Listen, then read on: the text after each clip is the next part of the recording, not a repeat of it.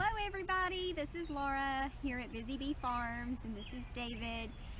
We wanted to come to you and just kind of do a little introductory video to let you know a little bit about us, a little bit about the area we live in, and what we believe and what we do.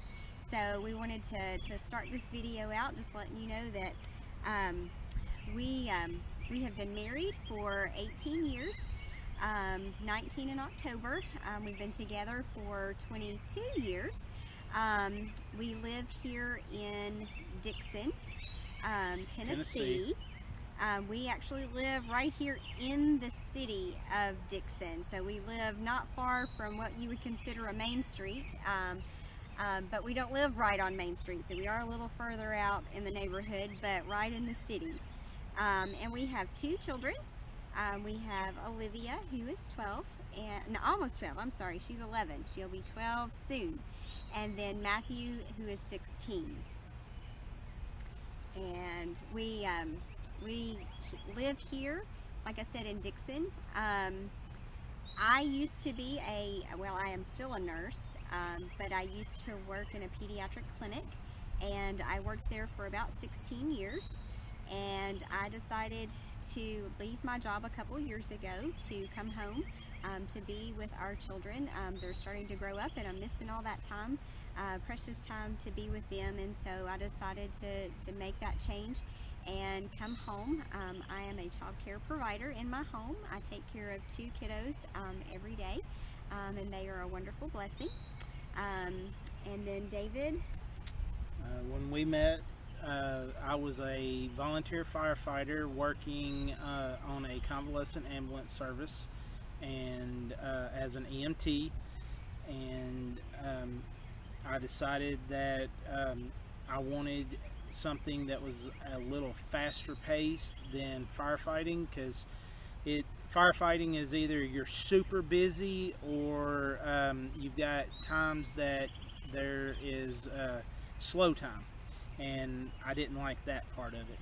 So I ended up being very interested in switching over to law enforcement. And I went and put myself through the police academy at ETSU, Walter State. And I graduated the police academy September the 7th of 2001. My first day on patrol was the morning that the Twin Towers were attacked in New York, and I was a police officer here in Middle Tennessee. I done that for 13 years, and during the course of working as an officer, I was involved in a pursuit, and I crashed, and I ended up losing an elbow and an ankle, and they were able to rebuild my elbow with artificial joints and plates and things, but the ankle didn't have the technology that other joints do, so they were unable to save that, and I ended up having to have an ankle fusion a few years later. So if you see me hobbling around here on our farm or something other like that, or limping, then the uneven terrain seems to aggravate it a lot, even though it's fused. But so that's the reason I'm not doing law enforcement anymore, is I just can't do it anymore. While I was an officer, I got 2 expert degrees. One of them was drug recognition expert, and the other was crash reconstructionist. So we still have bills that have to be paid, and I have to be able to work to do that. So I work for a trucking company, and I investigate crashes. It's a large trucking company that all I do is look at crashes and try to figure out who did what and that type of thing. So anyways, that's about our past. we live here in Dixon. We live on where you see our front garden here. This is the property that is next door to where we moved in. And when Laura and I got married, her family owned a lot of little properties around the downtown Dixon area. She's lived here within a block her entire life, and where our house sits was a lot that they had a house that had burnt down, and it that was how we come to live here. Is we took that lot and fixed it up, and but we have about 3/4 of an acre there. And then when Laura's grandmother passed away several years ago, we got the opportunity to buy the lot next door. It has an older home on it that is in not the best of shape, but we wanted this for the land so that we had more space. So we ended up buying that from her aunt, and then behind us is Laura's other aunt that she has about 5 acres that we take care of. She is elderly, and she definitely cannot get out and take care of it, but she doesn't get around the best, and she allows us to do anything that we need to do on the land for taking care of it. And like our back garden, and when we did our meat birds, the chicken tractor, and our bees. Our bees are on that land. Our honeybees. So she definitely is very sweet to let us use that. That's right. To take care of it. And then a couple years ago, Laura's uncle gave us the opportunity to buy a wooded section that is behind us, that's down toward the highway. Where the goats are. And that's where the goats are, or the video that you've seen. If you watched our videos, the one about bush hogging, that really shows that property fairly well, or a portion of it anyways. And so that puts us taking care of about 10 acres here in downtown Dixon area. And we just tell you that not only so that you know what it is that we're working with here, but that you, wherever you are, you can also do, you know, what we're doing. You know, even if you live in an apartment complex and all you have is a patio and a stoop, then there are ways that you can grow a little bit of a garden. It's not going to be the same magnitude as the person that has 150 acres, but you work with what you have until you get to a point that you can have what you want. And if what you want is in an apartment complex, that, you know, different things for different folks. You know, I would not want to live in an apartment complex. I feel like my neighbors are too close to me here. But anyways, so that's kind of the amount of land that we have. Yep. And I grew up in the city, always being in the city. I didn't really grow up farming or taking care of lots of animals other than cats and dogs. So a lot of this is a very new experience for me. And that's, I'm growing and learning. David, on the other hand, grew up doing more of this kind of thing. My mom remarried when I was 4, 5-ish, and the man that she married, I consider my dad, and he taught me a tremendous amount. He was an electrician, so he that's how I kind of come to learn how to do the stuff that I do and make things work. You know, when you're on the farm, you have to be everything. You have to be the electrician, you have to be the plumber, you have to be the veterinarian, you have to you know, how to make things work, the machinist, welder. You have to know a little bit of everything because you can't just run out and pay to get all these things done. You know, or buy new things. just go and buy something new. You know, I was always taught you make it work until you can't make it go anymore. So, you know, you might see as we go around our place the different piles of things that we have around that might look like junk, and some of them probably are, but you know, some of them are piles that are just waiting for us to carry off to scrap. Whether it's something that we had here that like Laura's greenhouse that blew down. You know, the framing is in a pile that we have off over here that is just waiting to go to the scrap pile, because it was a thin metal and there was no way to reuse it because it was real thin, and you know, it wasn't worth trying to repair because of the extent of the damage that the storm created. But those things are just, you know, as we go around, you know, we try to. Laura says I'm kind of like Sanford and Son. I drag everything home, but then there's always a purpose and a reason right. for it. So then I'm glad that I don't have to spend the money to right. go buy the things to build what we need. We don't just run out to the store. If we've got, you know, got something that we can build it out of, then we try to repurpose what we have. You know, our goat barn was totally recycled materials. I got it off of a construction site that was going in a dumpster, and I brought it home, and Laura's like, you just keep bringing stuff home. But I pile it up, and then when I get ready to make something, then I just pull that out and I build what I need to build. But anyways, so that may be the, you know, that's the reason you see some of those things that you do around here. And so animals here on our little farm, we have 27 layer layer hens. chickens.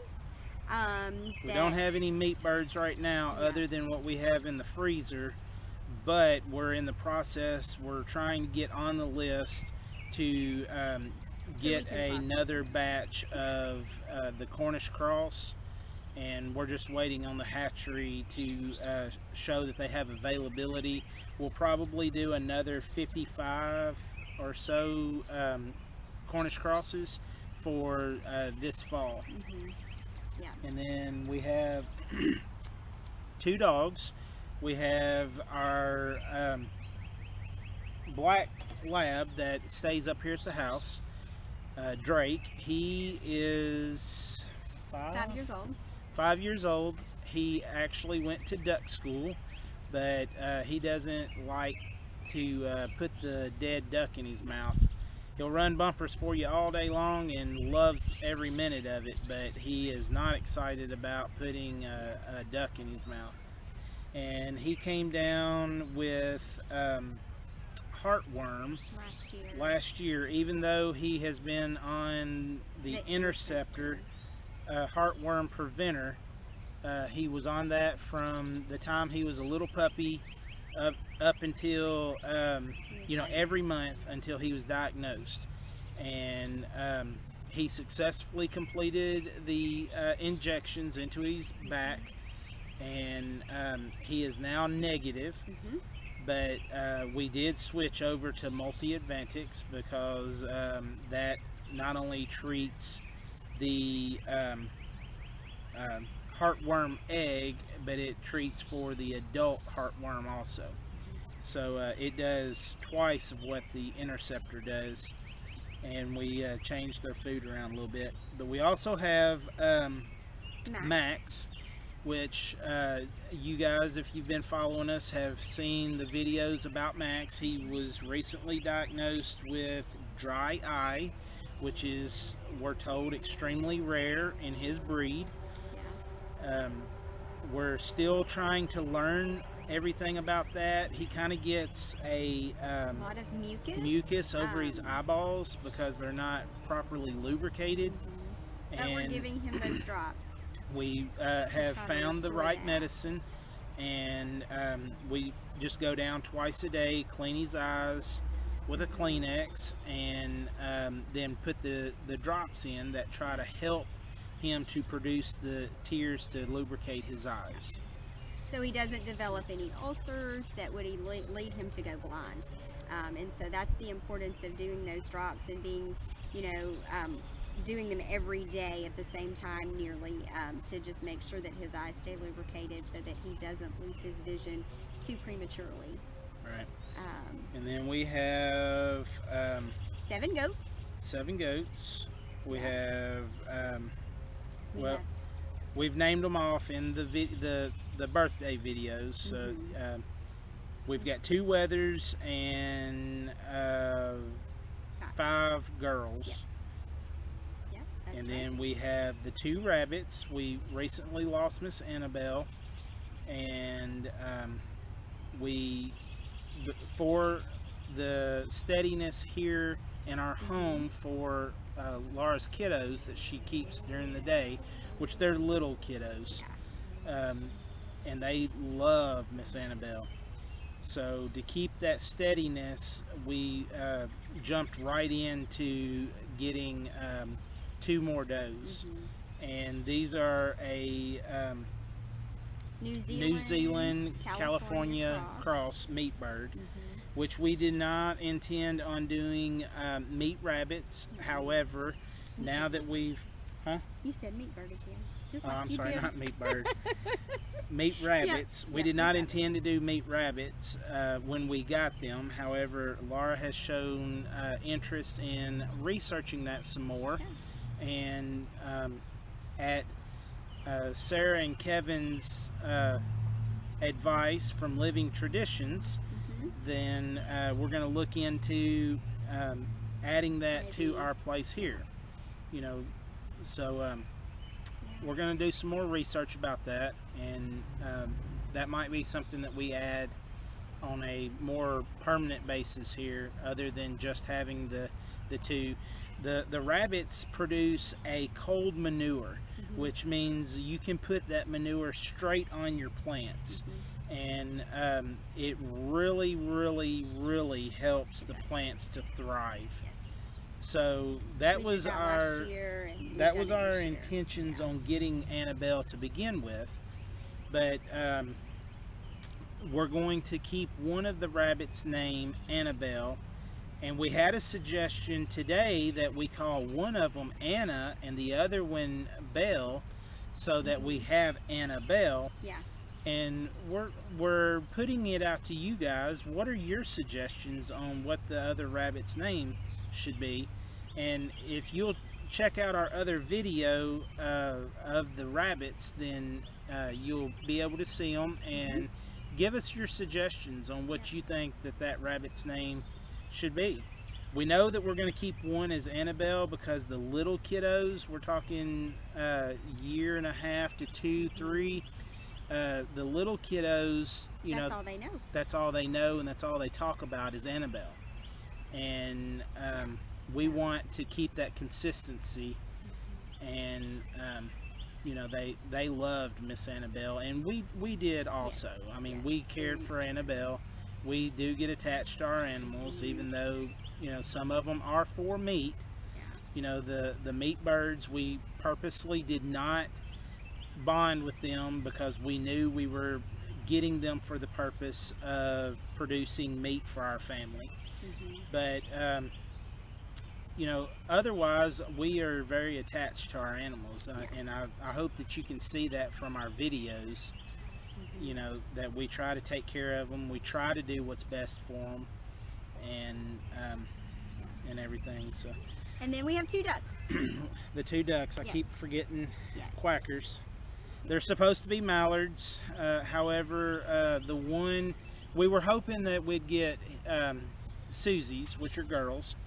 However, we ended up with 2 greenheads. One of them has a bonnet on his head, so I don't think he's a full mallard. And the other one, he looks like a mallard, but his color has started to change here recently, and he's kind of taken on the characteristics of a Susie. So I mean, I keep looking down there, and if he starts laying an egg, then we'll have to see. but that's So a joke. that's okay. Sorry. So what else? So those are our animals that we have here. And that's what we take care of on a daily basis.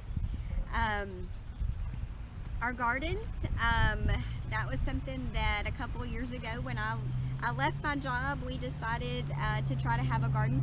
We had always had a small garden, but really had not been able to put full attention to it because of our full-time jobs. And so with me being at home and able to attend to it more, we decided to make a bigger garden.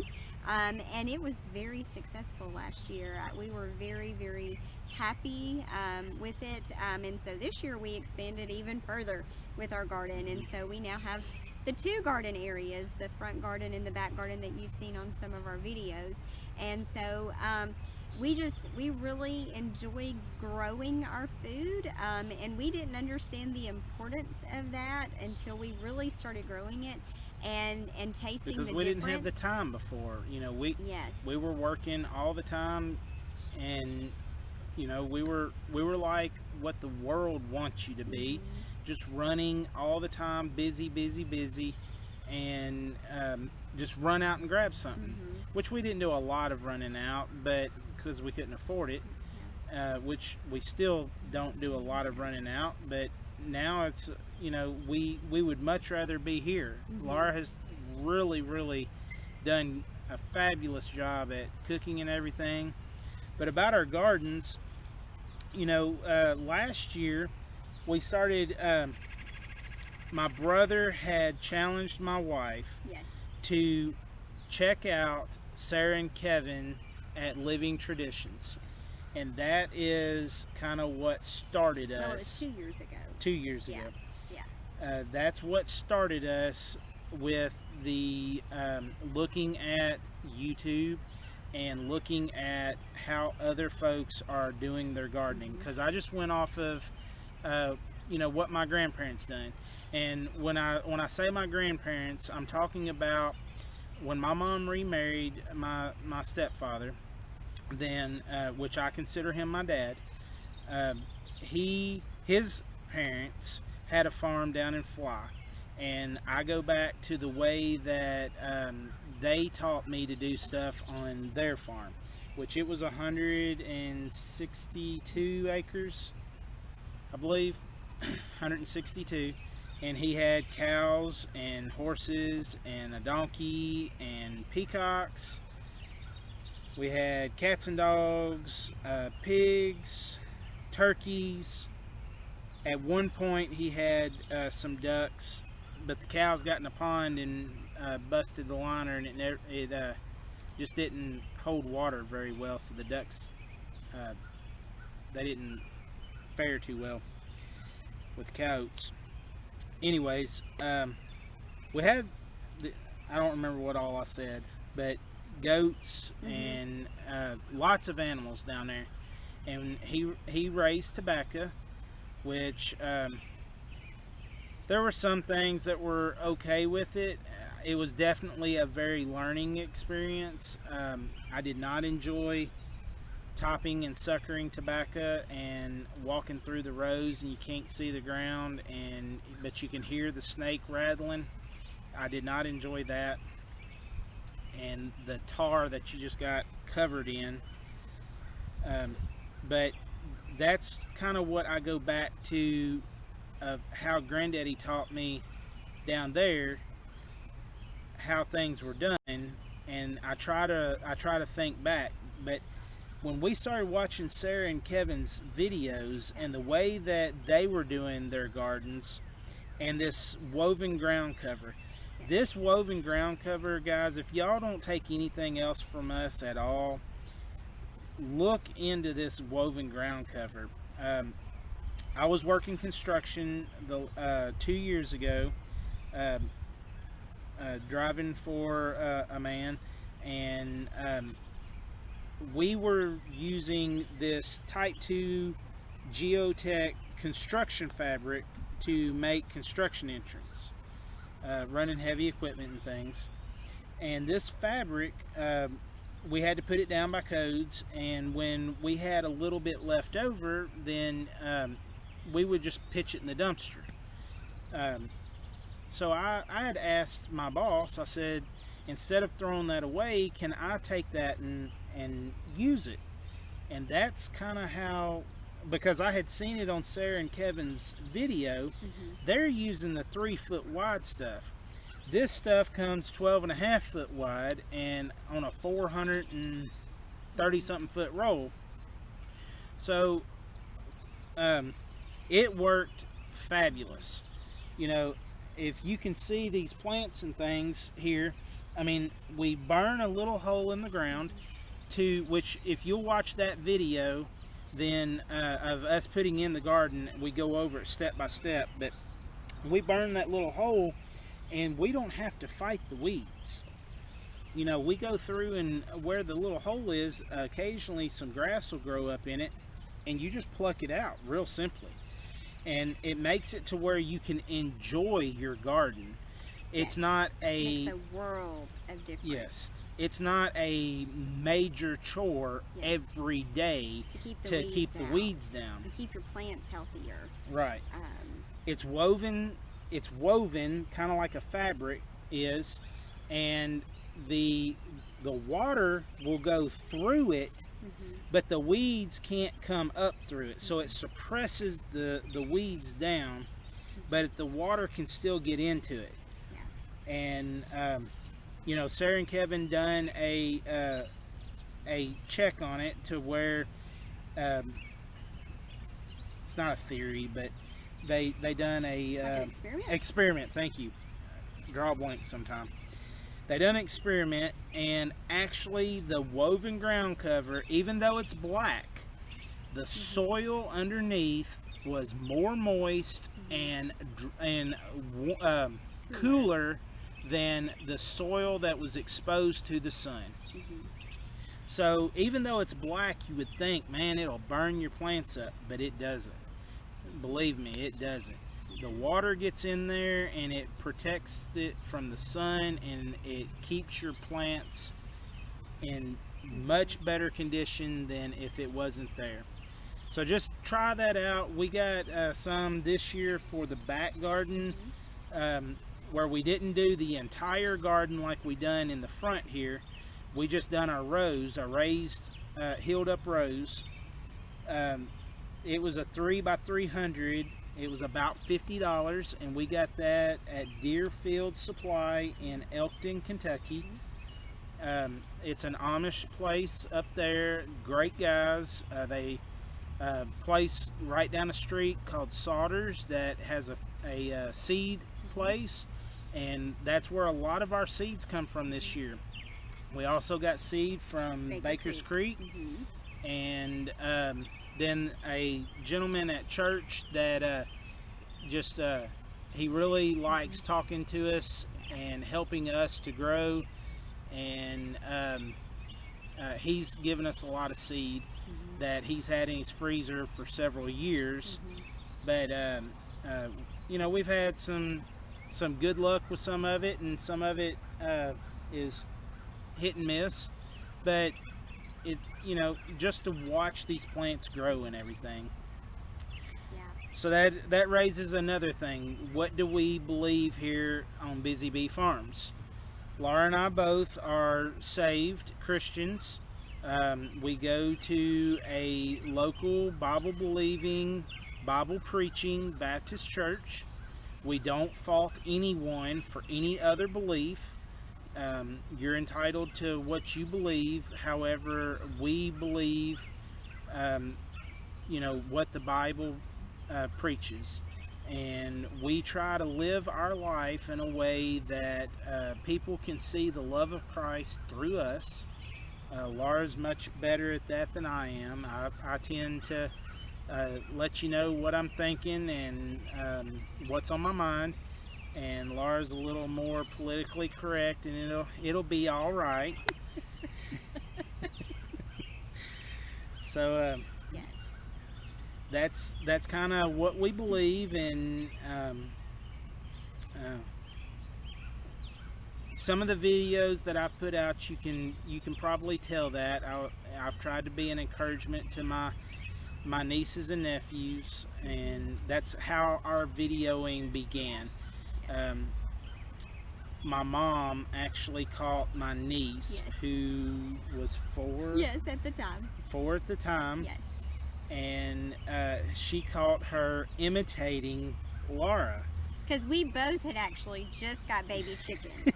She got baby chickens, and we got baby chickens, and so she was doing a video to imitate me.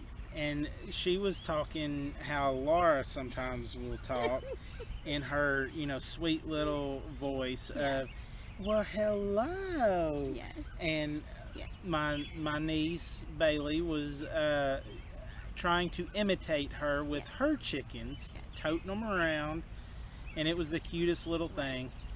So we ended up kind of swapping videos back and forth. And if you've ever tried to text a video, that is a chore in and of itself. So that's what led us to start a private group on Facebook, because my nieces are so young. We kept it private, but then we started looking at all these videos. Josh at Stony Ridge Farm, he puts out great videos about things. We watch his channel, and that's how I built my portable chicken tractor that we used right here to do our meat birds. He talked about how to do that and showed how he built it, and I just I imitated what he had taught us through his channel to build ours here, and it worked great. It did.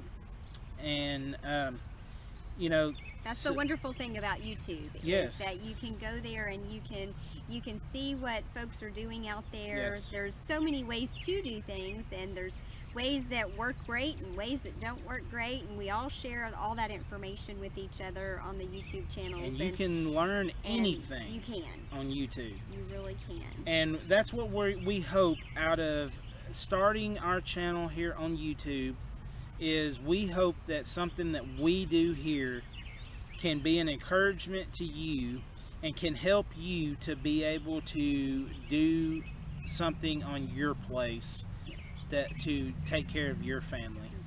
And that is kind of the goal that we set out for, is show the love of Christ to others, that they might be saved through him, and to show how we do things here, that if it helps someone, then that's our goal of putting out videos. So just show you how we do it, and to hopefully help you.